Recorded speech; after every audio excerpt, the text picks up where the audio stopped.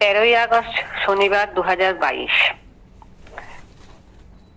বাবা এসেছিলেন সিদ্ধা Eden lake ভিলায়, উৎসব ছিল বিকেলে। তো 5টা নাগাদ টাইম দেওয়া হয়েছিল, দুপুরবেলা 4টে বোধহয় টাইম দেওয়া হয়েছে, বাবা এলেন 5টার পরে। তো অনেকক্ষণ ছিলেন, এরকম 7:30, সন্ধ্যে 7:30-8টা অব্দি ছিলেন। সব ভক্ত সেবা, আর বাবা অনেককে মানে পুরো লাইন দিয়ে ভক্তরা এসেছিলেন দর্শন করতে, বিশাল লাইন পড়ে গেছিল। তার সাথে বাবা সবাইকে প্রসাদ দিলেন, ক্যাডবেরি লজেন্স রাখা ছিল অসীমদাদের বাড়ির ওখানে নিচে, ওই কমিউনিটি হলে উৎসব আর কি। সেইখানে সিঙ্গারা, আম, সন্দেশ, লাড্ডু সবকিছু রাখা, কোল্ড ড্রিঙ্কস, চা, সব আমরা আনন্দ করি। এবং বাইরে থেকেও অনেক ভক্তরা সেদিনকে এসেছিলেন। অঞ্জু সুচিত্রা তো এসেছিলেন শ্রীরামপুর থেকে, আর বাইরে থেকে বিধানদা, রিঙ্কু, হীরামন্দা সবাই এসেছিলেন। আমরা সবাই অনেকক্ষণ ধরে আনন্দ করি। আমি এখান থেকে দুপুরবেলায় কাকলি আর আমার ছেলেকে নিয়ে, ঋষিকে নিয়ে দুপুরবেলায় অসীমদাদের ওখানে চলে গেছিলাম, এবং সন্ধ্যে অবধি থেকে তারপর আমরা আবার বেহালায় ফিরে আসি। বাবা আমাকে শ্রীরামপুরে বলেছিলেন যে তুমি শ্বশুর শাশুড়ির অনুমতি নিয়ে টিকিট করো বেনারস যাওয়ার। এবারে কাকলি বাবা মার সঙ্গে যাবে, আমিও বললাম আমিও তাহলে যাবো। সেপ্টেম্বরে টিকিট করা হয়েছিল, কিন্তু শিডিউল অনুযায়ী দেখা গেল ঋষির তখন বিটেকের ক্লাস শুরু হয়েছে, তো প্রথম পরীক্ষা ওটা 2022-এ একটা ইন্টারনাল এক্সাম ওদের শুরু হয়, ওটা কিন্তু খুব ইম্পর্টেন্ট পরীক্ষা ছিল না। আমি বাবাকে জিজ্ঞাসা করলাম পরে যে বাবা আমি কি যাব। তো বাবা বললেন চলো চলো, মানে 2-3বার করে বাবা বলেছিলেন চলো, কিন্তু আমি আবার সেটাকে ঠিক গুরুত্বটা বুঝতে পারিনি যে পরীক্ষাটা অতটা ইম্পর্টেন্ট সত্যি ছিল না। দেখলাম ইন্টারনাল পরীক্ষাটায় আমি থাকি কি না থাকি ও তো মোটামুটি হয়ে যায়। পরপর 5টা-6টা এক্সাম ছিল বোধহয়, কিন্তু আমি ভয়ে পেয়ে গিয়েই, মামনিদিও বলেছিলেন বাবা কিন্তু সবসময় সবাইকে অতিথি হিসেবে যেতে বলবে, তুমি তোমার কর্তব্যটা নিজে বুঝে চলো। এবারে আমি তো টিকিটটা মানে মনে মনে বাবার চরণেই প্রার্থনা জানিয়ে টিকিটটা ক্যান্সেল করে দিলাম। মনটা খারাপ হলেও আমি নিজেকেই বোঝালাম যে পুত্রের সেবাটা বাবা আমাকে যেমন বলেছিলেন, পুত্রের বুঝে চলো, মন বুঝে। তো আমার গোপাল সেবা আমার কর্তব্য। তো তাই জন্য আমি বাবার উপরেই ভরসা করে, মাথার উপর বাবা তো আছেন, আমার শিক্ষাটা বাবার কাছেই। তো পরীক্ষা পরিশ্রম সবকিছুই মায়েরটাই। আমার সত্যি কথাই ভোরবেলা যে এটা সেটা আমার কর্তব্যটা আগে। তো সেই হিসেবে মনকে আমি প্রশ্রয় দিলাম না। শ্রী গুরু বাবা সঠিক সময় আবার আমার জন্য কিছু করিয়ে দেবেন, যা কিছু আছে উনি ঠিক করিয়ে নেবেন, এই বিশ্বাস ছিল। এইভাবে তারপরে অক্টোবর মাসে চলে যাই। অক্টোবর মাসের আগে আমি আরেকটা কথা কিছু বলে নি। আমি সেপ্টেম্বরে এই যে বেনারস যাওয়া হলো না, তো কাকলির যে এই যে বাবার ভক্ত, সে আমার সঙ্গে যে সঙ্গটা পেলাম, সে খুব ডিসিপ্লিন এবং নিষ্ঠাবতী। মানে আমার দেখা একজন শুদ্ধ ভক্তের মধ্যে, তার সঙ্গে যে আমার সখ্যতা বা অন্তরঙ্গতা, সেটা বাবারই কৃপায়। তো তার সাথে এই পথ চলা, কৃষ্ণ নামের মাধুর্য একটা, ওর সঙ্গে রাধা নিয়ে কথা হতো, রাধা কুণ্ডে থাকা, রাধা তত্ত্ব আলোচনা করা। এবং ও অনেকদিন ধরে মেয়েটি গৌড়ীয় বৈষ্ণব মঠের সঙ্গে যুক্ত ছিল। আমিও উৎসাহ পেলাম ওর মানে বাবারই কৃপায়। আমি রাধাষ্টমীর দিনকে ওদের সাথে, ওর পরিবার মানে ওর বাবা মা সবাই ছিলেন, 3 সেপ্টেম্বর 2022 চলে গেলাম মায়াপুরে। রাধাষ্টমী তিথি ছিল। ভগবান আমাকে সুযোগ করে দিলেন, একদম সামনে থেকে সাথে করে রাধাষ্টমীতে গোপীনাথ মঠে আমি রাধাকৃষ্ণের অভিষেক দর্শন করেছিলাম। এবং সেই কীর্তন আনন্দে যোগদান করা, প্রসাদ পাওয়া, মানে অপূর্ব স্মৃতি। আমি কোনোদিনও এইভাবে যে কোনোদিনও পাবো রাধাষ্টমীর দিনকে, একটা পবিত্র তিথি, বুঝতেই পারছেন, অপূর্ব আনন্দ। তো পুরীতেও পরে গিয়ে আমি ওদের কৃপায় গিয়ে জগন্নাথ দর্শন করি, যাই হোক একসাথে বাবার কৃপায়।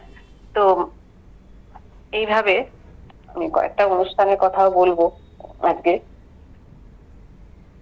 প্রথমত বলি 1 নম্বর, যে 3 জুলাই যে বাবার কাছে গিয়ে ছিলাম একদিনের ওপর, 3 থেকে 4 জুলাই অব্দি, কিছু কিছু গুরুদেব ইঙ্গিত দেন যেটা আমরা বুঝতে পারি না। আমাকে সেদিনকে প্রথমে বাবা আমাকে আর কাকলিকে দেখে বলেছিল, তোমরা কি দুজনকে চেনো? চেনো মানে কি, মানে তোমরা কি পূর্ব পরিচিত?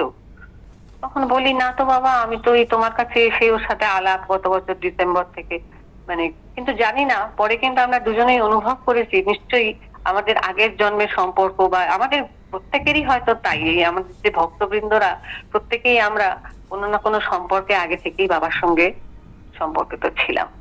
তো রাধারানীর কৃপায় কাকলি কিভাবে গুরুদেবকে খুঁজে পায় এবং শিবানন্দ বাবা যে নিজের পরিচয় গোপন রেখে কিভাবে ভক্তদের মধ্যে পরিচয় করিয়ে মানে সম্পর্ক স্থাপন করে দিয়ে যান, সে কথা তো বাবাই জানেন এবং আপনারাও খানিকটা অনুভবে জেনেছেন সবাই।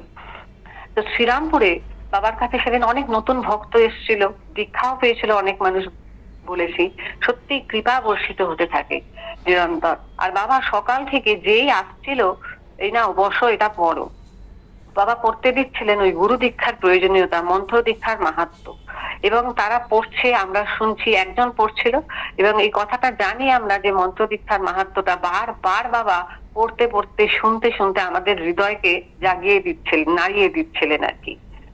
এবার একটা কথা, একটা ঘটনা কিছুটা না বললে সত্যি আমার ইনকমপ্লিট রয়ে যাবে, বাকি রয়ে যাবে কথাটা। অঞ্জুদের যে বাড়িতে যে আমি ছিলাম, সেটা ঘটনাটা হলো সেদিন সন্ধ্যায়, আগের দিনকে যেদিনকে আমি যাবো বলে স্থির করি বাবার কাছ থেকে এসে, তো 2 তারিখে আর কি ঋষিকে বলে রাজি করালাম যে আমি এরকম থাকবো না। তারপর আমার বাবাকে জানিয়ে দেওয়া হলো, জানালাম এক রাতের জন্য আমি গুরুদেবের কাছে যাব। তারপরে কাকলিকে ইনফর্ম করা, ও ফাইনাল করলো। পরের দিন একটু বেলাতে আমরা মিট করলাম বেহালায়। মিট করে মানে ব্যস্ততার মধ্যে যে এই যে বেরিয়ে যাওয়া, তাড়াতাড়ি করে হাওড়ায় গিয়ে ট্রেন ধরা, আমি শাশুড়িকে আমি বলতে ভুলে গেছিলাম। মানে ভুলেই যাই যে ফোন করতে হবে, শ্বশুর বাড়িতে না জানেই আমি চলে যাই, বাপের বাড়ি থেকে গেছি। তো ঠিক মানে কি যে বলি, এটা আমার কর্তব্য অবহেলা করেছিলাম। ওখানে গিয়ে যে রাতে বা ভোরবেলা যে জব করছি বা ছাদে ঘুরছি, ঘরেতে তো বাবা বসে আছেন, আমার মনের মধ্যে এইটা আমি ভেবেছি। সকালবেলা চা সেবা করছি, বাবা আমাকে 2বার করে চা খাইয়েছিলেন সেদিনকে। তো সবকিছুর মধ্যেই আমি হঠাৎ করে ভাবছি যে শাশুড়িকে তো বলে আসেনি, কি অন্যায় হয়ে গেল একটা ভাবনা। কিন্তু বাবা তো অন্তর্যামী নারায়ণ, বাবা সবকিছু জানতে পারছেন, এমনকি আমার ভাবনাটাকেও বাবা পড়ে নিয়েছেন। এবার নিচে যখন আমরা এসছি, অন্য মায়েরা এসছে দর্শন করতে, হঠাৎ দেখে বাবা আমাকে আমাকে বলেননি, মানে অন্য একজন মাকে বলছে, দেখো এই মাকে প্রণাম করো, সাক্ষাৎ ভগবতী, মূর্তিমতী ভক্তি।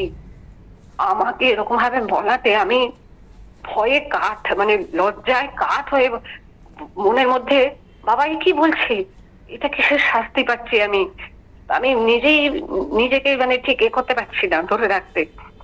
আমি তারপর উপরে গিয়ে বাবার কাছে বারান্দায় বসেছি।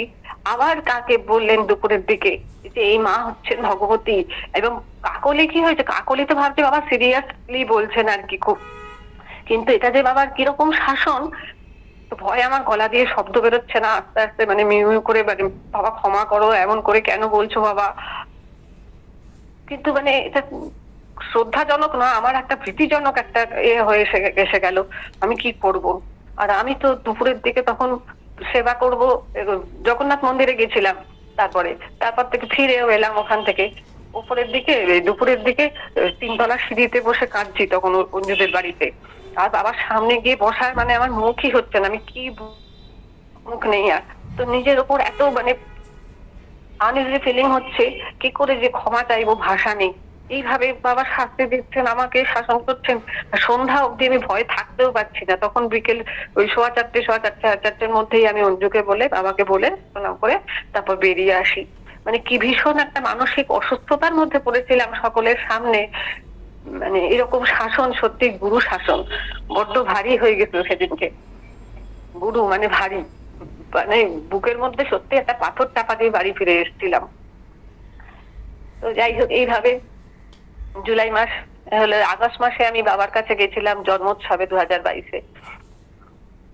ও না, জন্মোৎসবে যাইনি, জন্মোৎসবে এখানে একটা কোনো প্রোগ্রাম হয়েছিল, ওখানে করেছিলাম, অ্যাটেন্ড করেছিলাম। মনে হচ্ছে আমার এতে কালিন্দিতে গেছিলাম সেবার, এদের বাড়িতে, কল্পনা বৌদি, দিলীপ সেন দাদার বাড়িতে। এক মিনিট, 16ই অক্টোবর পূর্ণিমা সাহা দিদির বাড়িতে উৎসব ছিল। ওটা রোববার ছিল। আমরা খুব সকাল সকাল বেরিয়ে গাড়ি করে কাকলি, তারকদা আর বৌদি, আমি সবাই মিলে চলে গেলাম পূর্ণিমা সাহা দিদির বাড়িতে। ওখানে তালতলা সুবোধ মল্লিক স্কোয়ার, এতে স্প্ল্যানেডের ওখানে। তো বাবাকে নিয়ে আমরা প্রসেশন বেরিয়েছিল, শোভাযাত্রায় অংশগ্রহণ করেছিলাম, ঘোড়াগাড়ি করে বাবাকে নিয়ে আমরা প্রসেশনে গেছিলাম। বিকেল অব্দি সেই অনুষ্ঠানে খুব আনন্দ পেয়েছিলাম। মানে বাবাকে নিয়ে যে এরকম রাস্তায় আমরা শোভাযাত্রায় আমি হাঁটতে হাঁটতে যে এরকম যাবো, দিনটা 29শে আশ্বিন, মানে যেন একটা পুজোর অনুষ্ঠান হচ্ছে, খুব আনন্দ পেয়েছিলাম। তারপরে আবার 29শে অক্টোবর আর একটি অনুষ্ঠান হয় রানীকুঠি চণ্ডীঘোষ রোডে, 17 নম্বর চণ্ডীঘোষ রোড, হ্যাঁ, কুদঘাটে। সিরাজ সান্যাল, অদিতি সান্যালদের ফ্ল্যাটের ওখানে নিচে কমিউনিটি হলে। তখন বাবা খুব শরীর মানে অসুস্থ ছিল, একটু জ্বর জ্বর ছিল মনে হয়, হ্যাঁ। তো সকালবেলা নাকি অক্সিজেনও দেয়া হয়েছিল, গত রাত্রেও খুব শরীরটা খারাপ ছিল। তো আমরা, বাবা এসেছিলেন 1টারও পরে, 1:30 নাগাদ। তো অনেক ভক্তরাই ওখানে সেবা করতে শুরু করে দেন, কারণ দেরি হয়ে যাচ্ছে তখন ওখানে। আমিও বাবা আসার আগেই আমরা অনেকেই প্রসাদ নিয়ে নিই। তো বাবা এলেন, কমিউনিটি হলে বসলেন, সবাই কথা বলতে বারণ করছে, খুব ভিড় ছিল, খুবই সত্যি সত্যি ভিড় ছিল, অনেক ভক্তরা এবং মিডিয়াও এসেছিল। আর বাবার ভয়েস এত লো ছিল যে কথা আমি কিছুই শুনতে পাচ্ছিলাম না। বসেই রইলাম, পিছন দিকে গিয়ে একটু একটা আসন মতো করা ছিল, সেখানে আমরা বাবার সাথে বসেছিলাম। মনে মনে ভাবছি বাবা ভালো থাকুন, সব যেন ঠিকঠাক থাকে। এবার মিডিয়া থেকে বাবাকে এখানে প্রশ্ন করেছিল, আমার 2টো প্রশ্ন উত্তর লেখা আছে। আপনার আনন্দের উৎস কি? বাবা বললেন নিরোগ দেহ। ভক্তি কি করে হয়? বাবা উত্তর দিলেন বহু জন্মের সুকৃতির ফলে। এই 2টো প্রশ্ন উত্তর লেখা ছিল, শেয়ার করলাম। আর তারপরে নভেম্বর মাসে বাবা চলে যান, 7 থেকে বোধহয় 19শে নভেম্বর লেখা। সিউড়িতে ছিলেন, আপনারা সবাই জানেন। তো ওখানেও কয়েকজন প্রশ্ন করেছিল। একজন প্রশ্ন করেছে, বৈষ্ণবরা তো শুধু কৃষ্ণের প্রসাদ সেবা করে। তো বাবা হাসতে তাকে উত্তর দেন, আমি সব দেবদেবীর প্রসাদ নিই, কারণ সব দেবদেবীর মধ্যেই আমি কৃষ্ণ দর্শন করি। এত সুন্দর সরল নিবেদন, মানে বাবার চরণে কোটি কোটি প্রণাম। সবকিছুর মধ্যেই সাম্য ভক্তি। তারপরে বাবা 2022-এ ওই সময় অক্টোবর নভেম্বর পুরো মাসটা ছিলেন এখানে টালিগঞ্জে সপ্তর্ষিশীল দেবলীনা শীলের ফ্ল্যাটেতে। ওখানে অনেকদিন ছিলেন, 2 মাস 3 মাস, পুরী থেকে এসেও ছিলেন আমার লাগছে, জানুয়ারি মাসে অবধি। তো যাই হোক, আচ্ছা মাঝখানে একটা দীপদের, এটা খুব ইম্পর্টেন্ট, 23/10/2022 দীপদের ফ্ল্যাটের পাশে সঞ্জয় সর্বজ্ঞ দাদা করেছিলেন, মাছের উৎসব করেছিলেন সেদিনকে। সেটা 23/10 না 30/10, আচ্ছা 30/10। আর 23/10 একদিন আমি গেছিলাম আবার দর্শন করতে। সেদিনকে 2জন পাইলট এসেছিলেন, মানে প্রফেশনে পাইলট ভদ্রলোক 2জন। তারা দর্শন করতে এসছে, প্রণাম করতে এসছে।